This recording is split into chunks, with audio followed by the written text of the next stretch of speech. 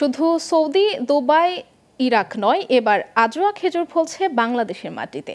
মরু এলাকায় অন্য কোনো গাছপালা যেখানে জন্মানো সহজ নয়, সেখানে প্রথমবার সফলভাবে চাষ করে তাক লাগিয়ে দিয়েছেন চট্টগ্রামের সন্দ্বীপে উপজেলার হারামিয়া ইউনিয়নের যুক্তরাষ্ট্র প্রবাসী বেলায়েত হোসেন।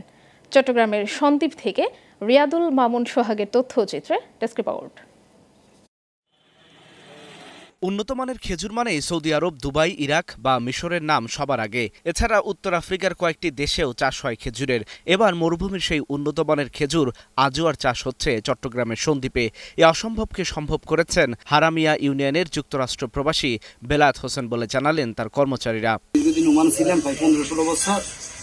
এখন এখানে যখন আমরা হঠাৎ এগুলো দেখছি, তখন আমরা এটা একটা পদ্ধতি নিতেছি, কি হয় আমরা দেখি।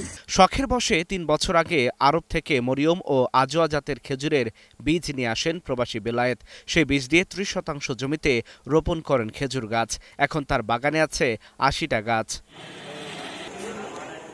বাগানের ম্যানেজার জানান, এই প্রথমবারের মতো ফুল ও খেজুর ধরেছে, আর 4টি গাছে প্রায় 20 কাঁদি খেজুর হয়েছে। আমাদের এখানে ইতিমধ্যে আমরা প্রায় শতাধিক খেজুর গাছ রোপণ করি।